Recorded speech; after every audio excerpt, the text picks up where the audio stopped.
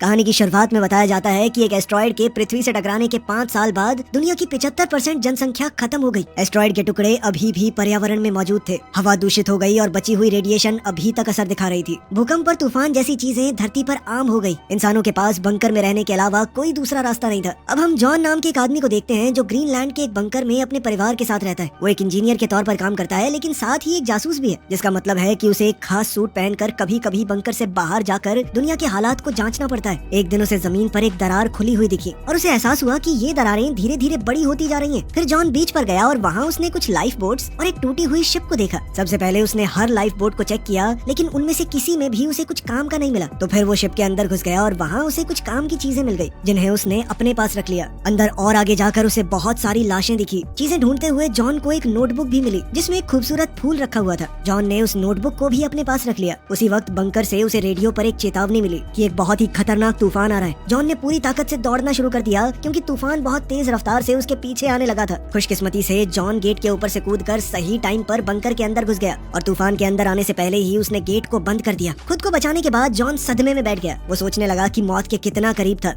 इसके बाद जॉन ने अपने थेरेपिस्ट से मिलने का फैसला किया और दुनिया की अजीब हालत के बारे में बातें करने लगा। थेरेपिस्ट ने कहा कि सबकी यही हालत है, लोग बस दिखा रहे हैं कि सब कुछ ठीक है। इसीलिए उसने जॉन से कहा कि चिंता क्यों कर रहे हो, तुम्हारे हाथ में कुछ है। अपने परिवार के साथ ज्यादा से ज्यादा समय बिताओ, खुलकर जियो। इसी बीच जॉन की पत्नी एलिसन दूसरे बंकर में बैठी लीडर्स के साथ मीटिंग कर रही थी, जहाँ सब लोग बातचीत कर रहे थे कि खाने पीने की चीजें खत्म होने लगी हैं। तभी एलिसन को एक मैसेज मिला जिसमें लिखा था कि जॉन सही सलामत वापस आ चुका है। उसी मीटिंग में डॉक्टर अमीना ने साइंटिस्टों से मिली जानकारी दी, जो उसे दूसरे बंकर्स से मिली थी। वो एस्ट्रॉइड से बने हुए खड्डों के बारे में थी। इन खड्डों का साइज और गहराई उन्हें तूफान से बचाएगी और मुमकिन है कि जहरीली हवा भी उनका कुछ खास नहीं बिगाड़ेगी। इसीलिए वो जगह रहने के लिए बढ़िया हो सकती है। लेकिन एडम ने याद दिलाया कि ये गड्ढे तो फ्रांस में है और पूरे यूरोप में लड़ाई चल रही है। तभी अचानक एक भूकंप आया और पूरा बंकर हिलने लगा। लेकिन सब लोग सिर्फ इंतजार कर रहे थे कि भूकंप कब रुकेगा और फिर अपने काम में लग गए, मानो ये बिल्कुल आम बात हो। मीटिंग में कोई कहने लगा कि ये भूकंप और ज्यादा तेज होने लगे। फिर एलिसन ने सबको याद दिलाया कि बाहर कुछ लोग अभी भी फंसे हुए हैं, हमें उनकी भी मदद करनी होगी। लेकिन एडम कहने लगा कि हमारे पास और लोगों को रखने के लिए चीजें नहीं है और साथ ही वो आएंगे पता नहीं किस तरह की बीमारी ले आए,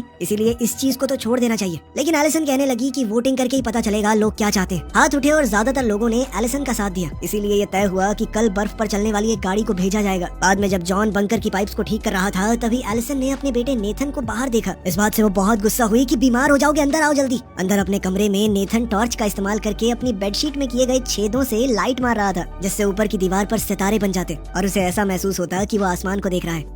अगले दिन जॉन ने बंकर की दीवारों पर कुछ दरारें देखी। इसी बीच बंकर से भेजी हुई एक गाड़ी बाहर गई और कुछ लाचार लोगों को बचाकर वापस आने लगी। आते वक्त टीम ने बंकर में कॉल किया और दूसरे राउंड के लिए परमिशन मांगी, क्योंकि जगह कम होने की वजह से वो कुछ लोगों को पीछे छोड़ आए थे। लेकिन एडम ने तुरंत मना कर दिया, ये याद दिलाते हुए कि हमारे पास इतनी जगह और खाना कहाँ है यार, लोग इकट्ठा करे जा रहे हो। उसी वक्त एक और भूकंप आया और उसका गाड़ी से संपर्क टूट गया। बंकर पहले से भी ज्यादा जोर से हिलने लगा, जिससे लोग और सामान दोनों गिरने लगे। और तभी अचानक छत के कई हिस्से बुरी तरह टूट गए, जिससे कई लोग फंस गए और उन्हें गंभीर चोटें भी लगी। कुछ पत्थर जॉन के सर पर आ गिरे और धूल की वजह से कई दिन से चल रही उसकी खांसी और बढ़ गई। लेकिन उसके एक दोस्त ने उसे वहाँ से निकलने में मदद की। तभी सारे अलार्म बज गए और बंकर फिर से हिलने लगा। थोड़ी दूर से एक धमाके की आवाज आई। जॉन ऑफिस की तरफ दौड़ा ताकि एलिसन को बचा सके। एलिसन को काफी चोट आई थी। जॉन ने जल्दी से उसे खड़ा किया और दोनों अपने बेटे को ढूंढने निकल पड़े। दोनों ने नेथन को उसके कमरे में मास्क पहने हुए पाया, लेकिन फिर भी उसे सांस लेने में दिक्कत हो रही थी। जॉन ने अपने परिवार से कहा कि जितना जल्दी हो सके सामान पैक करो, तब तक मैं और मास्क लेकर आता हूँ ताकि वो ये बंकर छोड़ सके। सभी लोग घबराहट में इधर उधर भाग रहे थे, लेकिन जॉन फिर भी लॉकर्स तक पहुंचा और मास्क लेकर आया। जिसके बाद नेथन थोड़ा बेहतर महसूस करने लगा और परिवार ने बाहर निकलने के लिए तैयारी कर ली। जब बंकर का हिलना डुलना बंद हुआ, दीवारें भी टूटने लगी। बाहर के रास्ते पर एक परेशान भीड़ जमा हो गई, लेकिन गेट सिर्फ आधा ही खुला था और इस दरवाजे से निकलना मुमकिन नहीं था। इसलिए जॉन अपने परिवार को पीछे वाले रास्ते की तरफ ले गया। बदकिस्मती से पीछे का रास्ता भी टूट गया था। कोई और रास्ता न होने की वजह से जॉन ने अपने परिवार को रेंगते हुए आगे बढ़ने को कहा। जैसे तैसे वो लोग दरवाजे के पास पहुँचे और जॉन ने दरवाजे का बटन दबाया, लेकिन भारी इंजन की वजह से बंकर और बुरी तरह टूट गया। पर कम से कम वो लोग सही सलामत बाहर पहुंच गए। बाहर भी तगड़ी भगदड़ मची हुई थी। जब जमीन में पानी के धमाके होने लगे तो दोनों ने नेथन को खो दिया और उसे ढूंढने के लिए वापस भागे। उन्होंने देखा कि नेथन अमीना की मदद कर रहा था जो गिर गई थी। वो लोग अमीना को भी अपने साथ ले गए और बीच की तरफ भागने लगे, जहाँ बचे हुए लोग बोट्स पर चढ़कर अपनी जान बचाने की कोशिश कर रहे थे। इतने ज्यादा लोग इकट्ठा हो गए कि एक बोट तो पलट ही गई, जिसके बाद वो सभी लोग पानी में जा गिरे। कुछ बेचैन और मजबूर लोग इस मौके का फायदा उठाकर एडम का मास्क छीनने की कोशिश करने लगे। लगे, इसलिए एलिसन और जॉन उसे बचाने के लिए दौड़े, पर फिर एक आदमी ने जॉन पर झपटकर उसका मास्क छीन लिया। लेकिन फिर भी किसी तरह वो और एलिसन एडम को खींचकर किनारे तक ले आए। अब सिर्फ एक ही बोट बची थी तो जॉन अपने परिवार और कुछ लोगों को जल्दी से उस पर चढ़ने का रास्ता दिखाने लगा। एलिसन ने चाहा कि जितने ज्यादा लोगों को वो बचा सके उतनों को बचा ले, लेकिन कैप्टन बोल पड़ा कि ज्यादा वजन हो जाएगा, बोट डूब जाएगी। इसलिए मजबूरी में लोगों के मुंह पर ही दरवाजा बंद करना पड़ा। बाहर खड़े लोग बोट से चिपक गए जब तक बोट चल नहीं पड़ी। उसी पल एक बहुत बड़ी लहर सामने आई और बीच से टकराकर उन लोगों को अपने साथ ही ले गई। जॉन की बोट भी उस लहर में जोर से इधर उधर उछली,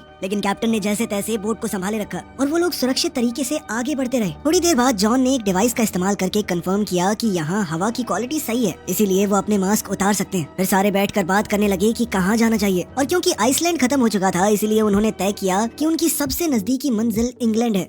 कुछ घंटे बाद बोट ने काम करना बंद कर दिया, पर फिर जॉन ने इंजन चेक किया और उसे ठीक कर दिया, जिससे वो दोबारा अपना सफर जारी रख सके। जब रात हुई तो नेथन बहुत खुश हुआ, क्योंकि आखिरकार उसे तारे दिख ही गए। कुछ दिन बाद बोट फिर से रुक गई क्योंकि उसमें तेल खत्म हो गया था। अब किसी के पास कोई रास्ता नहीं था तो उन्होंने बोट को समुद्र की लहरों के भरोसे छोड़ दिया कि वो उन्हें कहीं तो लेकर जाएंगी। काफी लंबे इंतजार के बाद आखिरकार बोट जमीन तक पहुंच गई। सबने बाहर देखा तो हैरान हो गए जब उन्हें पता चला कि वो लिवरपूल में। जॉन ने अपने डिवाइस से कंफर्म किया कि हवा यहाँ पर साफ है, पर अब उन्हें जल्द से जल्द रहने के लिए जगह ढूंढनी होगी। लेकिन जब उन्होंने नीचे देखा तो पता चला कि एरिया का एक हिस्सा पानी में डूब चुका है। जॉन ने एक चप्पू लिया और बोट को चलाना शुरू किया, जब तक बोट आखिरकार एक सूखी सड़क से टकरा नहीं गई। सभी बोट से उतरे और देखा कि शहर बिल्कुल सूना लग रहा था। उन्हें सड़क पर कुछ लोग दिखे तो वो उनका पीछा करने लगे और एक ऐसी जगह पहुंच गए जहां लोग किसी तरह जिंदा रहने की कोशिश कर रहे थे। जॉन ने देखा कि उनमें से कई लोग बीमार लग रहे हैं, इसीलिए वो ज्यादा दिन तक जिंदा नहीं रह पाएंगे। जॉन के ग्रुप को चीखने की आवाजें सुनाई दी। आवाजों का पीछा करते हुए उन्होंने एक भीड़ को देखा। कई लोग एक बंकर के बाहर हल्ला मचा रहे थे, जबकि कुछ फौजी उस बंकर को गार्ड कर रहे थे। एडम गेट की तरफ दौड़ा और बताने लगा कि हम ग्रीनलैंड स्टेशन के सरकारी अफसर हैं, हमें अंदर जाने दो। इस पर फौजी ने कहा कि अपनी आईडी दिखाओ, लेकिन सिर्फ एलिसन के पास आईडी थी और उसे अपने परिवार को छोड़कर अंदर नहीं जाना था।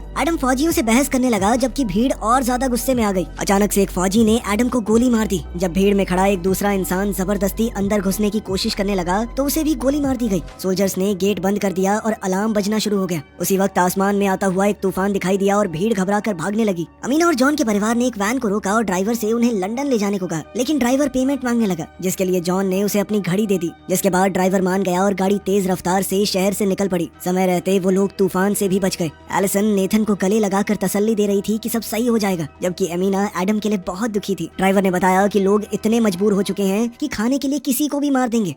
कुछ घंटे बाद वैन जंगल के बीच में थोड़ी देर के लिए रुक गई। तब जॉन ने ड्राइवर से पूछा कि तुम्हें फ्रांस की हालत के बारे में कुछ पता है? पर ड्राइवर कहने लगा कि वो इलाका बहुत ज्यादा खतरनाक है और मुझे तो एस्ट्रॉइड के खड्डे वाली वो बात झूठ सी लगती है कि वहाँ पर बहुत बढ़िया जमीन है, पानी है, सब कुछ है। अचानक उन्हें अजीब सी आवाज सुनाई दी तो उन्होंने देखा कि आसमान से अभी भी एस्ट्रॉइड के कई टुकड़े गिर रहे हैं। सभी लोगों ने तुरंत जल्दी से पेड़ों को पकड़ लिया ताकि वो हवा के साथ उड़ ना जाएं। लेकिन तभी वो ड्राइवर कहने लगा कि वो वैन ही मेरा सब कुछ है। वो अपनी वैन को बचाने के लिए दौड़ पड़ा, लेकिन इसी दौरान टुकड़े जमीन पर गिरने लगे और उनमें से एक ने ड्राइवर के साथ साथ वैन को भी तबाह कर दिया। जब ये टुकड़ों की बारिश खत्म हुई तो हमारे 4 बचे लोगों ने वैन से अपने बैग और काम की जो भी चीज मिल सकी निकाल ली और अब पैदल ही आगे का सफर जारी रखा। आखिरकार वो लंदन पहुंच गए और एक बहुत बड़ी बिल्डिंग का दरवाजा खटखटाने लगे। दरवाजा खुला पर अचानक से मैकेंजी नाम की औरत ने उन पर बंदूक तान दी, लेकिन इत्तेफाक से ये लोग मैकेंजी के पुराने दोस्त थे। उसने तुरंत बंदूक नीचे कर ली और उन्हें अंदर आने दिया। फिर उसने उन्हें बिल्डिंग के अंदर घुमाया और बताया कि ये बिल्डिंग एक रिटायरमेंट होम है, इसीलिए यहाँ रहने वाले सारे लोग बुजुर्ग हैं। मैकेंजी ने बताया कि मैंने पूरी बिल्डिंग को सील कर दिया है और कुछ सोलर पैनल्स की मदद से जनरेटर चल रहा है, वो हवा को साफ करता रहता है। सबने खाना पीना खाया और खूब बातें करने लगे। जॉन ने अब मैकेंजी से फ्रांस के उन गहरे गड्ढों के बारे में पूछा। मैकेंजी ने कहा कि मैंने अफवाहें तो सुनी है, लेकिन मैं नहीं जानती वो सच है या नहीं। बाद में एलिसन सोने की कोशिश कर रही थी, लेकिन सोए कैसे? जॉन बाथरूम में बार बार खांस रहा था। जब उसने सिंक में देखा तो उसे खून दिखाई दिया। जॉन ने टालने की बहुत कोशिश की, लेकिन एलिसन ने कहा कि सच बताओ प्लीज। इसलिए जॉन ने आखिरकार अपना राज खोला। वो कहने लगा कि बंकर में एक डॉक्टर ने बताया था मुझे कि जब खून आने लगे तो सिर्फ 6 से 8 हफ्ते बचे हैं जीने के। ये सुनकर एलिसन पूरी तरह टूट गई। वो कहने लगी कि हम लोग यहीं रुक जाते हैं 2 महीने, तुम अपने आखिरी दिन आराम से बिता लो। लेकिन जॉन ने कहा कि मैं यहाँ नहीं मरने वाला, मैं तुम्हें और हमारे बेटे को सही सलामत फ्रांस तक लेके जाऊंगा, वहीं तुम्हारे लिए एक नया घर ढूंढने के बाद शांति से मर पाऊंगा मैं। अगले दिन मैकेंजी ने उन्हें रिटायरमेंट होम में खड़ी एक पुरानी गाड़ी सौंप दी ताकि वो लोग सुरक्षित अपनी जगह तक पहुँच पाए। उसने जॉन के हाथों में एक बंदूक भी थमा दी ताकि वो अपनी और अपने परिवार की सुरक्षा कर सके। मैकेंजी ने उन्हें आखिरी बार गले लगाया और फिर चारों वहाँ से रवाना हो गए। कुछ घंटे बाद जब वो शहर के किनारे से गुजर रहे थे तो जॉन ने देखा कि नेथन उदास लग रहा है और वो आपस में बातचीत करते हुए कोई गेम खेलने लगे। पर तभी अचानक एक गोली खिड़की को तोड़ते हुए सीधा अमीना को जा लगी, जिसकी मौके पर ही मौत हो गई।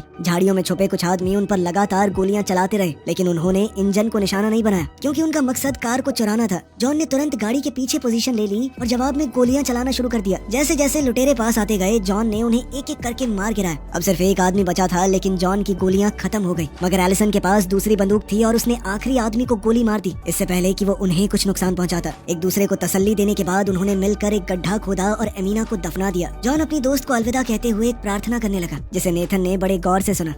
कुछ घंटे बाद परिवार एक बड़े से रेगिस्तानी इलाके में पहुंच गया। वो समझ गए कि ये जगह इंग्लैंड और फ्रांस के बीच में जो समुद्र हुआ करता था वो है। यहाँ से पानी हट चुका था तो कम से कम उन्हें बोट की जरूरत तो नहीं पड़ेगी। रास्ते में उन्हें कई सारे समुद्री जहाज पड़े हुए मिले। थोड़ा आगे जाकर उन्हें कुछ लोग दिखाई दिए। थोड़ा देखने पर उन्हें पता चला कि जमीन के बीच में एक बहुत बड़ी दरार है और उन्हें इस दरार के उस तरफ ही जाना है। यहाँ पहुँचना होगा रस्सियों से बने हुए खतरनाक पुल से। ये देखकर नेथन बहुत ज्यादा डर गया और कहने लगा कि मैं नहीं जा रहा उधर। तब जॉन उसे हिम्मत देते हुए सबसे पहले गया। पूरे परिवार ने धीरे धीरे बहुत संभल कर रस्सी पार करना शुरू किया। जब जॉन को अचानक से खांसी आई तो वो लगभग फिसल ही गया था, लेकिन उसने तुरंत खुद को संभाला। तभी अचानक बहुत तेज हवाएं चलने लगी और हवा ने पुल को जोर जोर से हिलाया, लेकिन अभी भी सबने खुद को किसी तरह बचाए रखा। किस्मत से हवा जल्दी ही रुक गई और परिवार आगे बढ़ता रहा और बीच में एक चट्टान तक पहुंच गया। वहाँ से 2 सीढ़ियाँ दूसरी तरफ जा रही थी। वो लोग सीढ़ियों के बीच में ही पहुंचे थे। अचानक से जोरदार भूकंप आ गया। किस्मत से तीनों में से कोई नहीं गिरा। वो तीनों आगे बढ़ने लगे ही थे कि तभी अचानक से दूसरा भूकंप आया। इस बार दोनों तरफ की चट्टानें टूटने लगी। जल्द ही रस्सियों से बना हुआ वो पुल भी टूट गया। कई सारे लोग खाई में नीचे गिर के मर गए। दूसरी सीढ़ी पर मौजूद एक आदमी ये देखकर डर गया और उसने जल्दी से दूसरी तरफ पहुंचने के लिए अपने आगे लगे हुए आदमी को धक्का देकर खाई में गिरा दिया, लेकिन फिर वो सीढ़ी पूरी फिसलने लगी। इसीलिए वो आदमी छलांग मार के नेथन के ऊपर कूद गया। इसी के साथ दूसरी सीढ़ी नीचे खाई में गिर गई। परिवार ने नेथन को पकड़ के रखा, जबकि वो आदमी फिसल कर अपनी मौत की तरफ चला गया। नेथन को उसके माँ बाप ने वापस ऊपर चढ़ने में मदद की और फिर किसी तरह सीढ़ी को पार कर लिया। अब उनके पास पैदल चलने के अलावा कोई चारा तो था नहीं, लेकिन चाहे वो जितना भी चलते जाएं, सिर्फ एक वीरान जमीन ही नजर आती थी। अभी अचानक से उन्हें गोली चलने की आवाज सुनाई दी और उन्होंने डेनिस नाम के एक आदमी को उन पर बंदूक ताने हुए देखा, लेकिन उसने बंदूक को नीचे कर लिया जब उसे एहसास हुआ कि ये लोग लुटेरे नहीं हैं। वो उन्हें सीधा अपने घर ले गया। कुछ ही देर में जॉन और उसका परिवार फ्रांस पहुंच गया। डेनिस फिलहाल एक पुरानी फैक्ट्री में रह रहा था, जिसे वो एक गाड़ी के इंजन से पावर देता। डेनिस ने उन्हें अपनी बेटी कमील और पत्नी से मिलवाया। उसकी पत्नी पर रेडिएशन का बुरा असर हुआ था। वो व्हील चेयर पर थी और कुछ बोल भी नहीं पाती थी। डिनर के दौरान डेनिस को पता चला कि जॉन का परिवार एस्ट्रॉइड से बने हुए खड्डों तक पहुंचना चाहता है। उसने उन्हें चेतावनी दी कि वो इलाका बहुत ज्यादा खतरनाक होगा। हर तरफ से लोग खड्डे पर कब्जा करने के लिए एक दूसरे को मार रहे होंगे। वहीं कमील नेथन को अपने कमरे में ले गई और उसे अपनी सारी कूल चीजें दिखाने लगी। बदले में नेथन ने भी उसे अपनी छेद की हुई वो चादर दिखाई, जिसके नीचे टॉर्च मार के आसमान में तारे दिखते हैं। अगली सुबह डेनिस ने जॉन को एक मैप दिया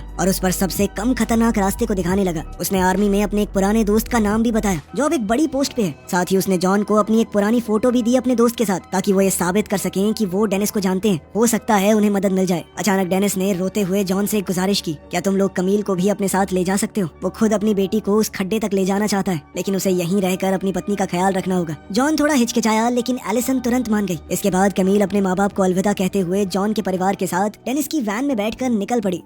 कुछ घंटे गाड़ी चलाने के बाद एलिसन ने नोटिस किया कि बच्चों का मूड खराब है, इसीलिए उन्होंने ब्रेक लेकर रुकने का फैसला किया। फिर जॉन ने बच्चों को एक गेम खिलाई, जिससे मूड थोड़ा बेहतर हुआ। तभी अचानक उन्हें सड़क पर कुछ गाड़ियां दिखाई दी और कई फौजियों ने उन्हें घेर लिया। कमील ने अपने पिता के जनरल दोस्त का नाम लिया और फौजियों को मना लिया कि वो उन्हें एरिया क्रॉस करने में मदद करें। रात तक वो लोग एक लड़ाई के मैदान में पहुंच गए, जहाँ आर्मी कुछ लोगों से लड़ रही थी। एक फौजी उन्हें पीछे से ले गया ताकि वो बिना किसी की नजर में आए जंगल से गुजर सके। जब उनके पास एक धमाका हुआ तो उन्हें रुकना पड़ा, लेकिन जल्द ही उन्होंने दोबारा चलना शुरू किया और फिर कुछ तारों को पार करके और ज्यादा खतरनाक एरिया में पहुंच गए। अब उन्हें गोलियों और धमाकों से बचने के लिए जितनी तेज हो सके उतनी तेज दौड़ना पड़ा। हर तरफ लोग मर रहे थे और तभी परिवार ने एक आदमी को आग की लपेट में देखा। फिर उनके साथ वाले फौजी ने बंकर में कॉल करके बताया कि मेरे साथ सिविलियन है, और कुछ दूसरे फौजियों ने उन्हें आगे बढ़ते रहने को कहा। जितना हो सकता था वो उन्हें कवर देते रहे। वो सब आगे बढ़ते हुए जंग के लिए तैयार की गई एक सुरंग तक पहुँच गए, जहाँ जॉन बुरी तरह खांसने लगा और लगभग गिर पड़ा। सुरंग के अंदर से गुजरते हुए उन्हें कई लाशें मिली। आखिर में वो एक सीढ़ी तक पहुँचे और उनके साथ आए हुए फौजी ने उन्हें जंगल में भेज दिया, ये कहकर कि बस सीधे चलते रहना जब तक कैंप न मिल जाए। सुबह होने पर वो आखिरकार मिलिट्री कैंप तक पहुंच ही गए। कमील ने कुछ पहाड़ों की तरफ इशारा किया जो पहले वहाँ नहीं थे, और जॉन ने हिसाब लगाया कि वो अपनी मंजिल के बहुत करीब आ चुके हैं। जब उन्होंने डेनिस के दोस्त के बारे में एक फौजी से पूछा तो पता चला कि वो तो मर चुका है और अब ये वाले फौजी उनकी मदद करने में इंटरेस्टेड नहीं है। इसलिए जॉन ने उन्हें बताया कि मेरे पास कुछ ही दिन बचे हैं भाई, मैं बस अपने परिवार को बचाना चाहता हूँ। एक आदमी ने उन पर तरस खाया और उन्हें अपनी बस में जगह दे दी। जॉन का परिवार और कुछ और लोग बस में बैठ गए जो उन्हें उनकी मंजिल तक ले जाएगी। जाएगी। लेकिन रास्ते में ही एक धमाका होने की वजह से सफर रुक गया। अचानक बस को कुछ लुटेरों ने घेर लिया। इसके लिए एक फौजी बाहर निकलकर लड़ने लगा, लेकिन लुटेरों ने उसे तुरंत गोली मार दी। फिर एक बदमाश ने ड्राइवर को भी मार दिया और सभी को बस से उतरने पर मजबूर किया। जॉन ने अपने परिवार को तो बाहर भेज दिया, लेकिन खुद पीछे ही रुक गया ताकि उस लुटेरे पर झपट सके। आवाज सुनते ही बाहर जब एक दूसरे लुटेरे ने अंदर जाने की कोशिश की तो पैसेंजर्स में से एक ने उसके सर पर पत्थर दे मारा। तभी बस के अंदर से 2 गोलियां चलने की आवाज आई। जॉन अपने हाथ में बंदूक लिए बाहर निकला और सब लोग खुश हो गए, लेकिन जॉन को भी गोली लग चुकी थी। सब लोग बस में बैठ गए। नेथन ने जॉन के जख्म पर दबाव बनाए रखा, जबकि एलिसन ने बस चलाई। कुछ ही देर में वो एक नए बने हुए पहाड़ की चोटी तक पहुंच गए और परिवार जॉन को संभालते हुए तब तक चलता रहा जब तक उन्हें अपनी मंजिल नहीं दिख गई। सभी अफवाहें सच निकली। एस्ट्रॉइड से बना हुआ एक खड्डा एक बेहद खूबसूरत जगह थी, जहाँ उपजाऊ जमीन थी, कोई प्रदूषण नहीं था। एक नई जिंदगी शुरू करने के लिए ये बेहतरीन जगह है। उसी पल जॉन गिर पड़ा और उसके परिवार ने हर तरफ से उसे घेर लिया, उसकी मौत से पहले एक आखिरी बार अलविदा कहने के लिए। जॉन की मौत पर सब लोग फूट फूट कर रोने लगे और आखिरकार नेथन ने अपने पिता के लिए वही प्रार्थना कही जो उसने पहले सुनी थी। वीडियो पसंद आई तो लाइक कर देना, चैनल को सब्सक्राइब कर लेना। मिलते हैं अगली वीडियो में।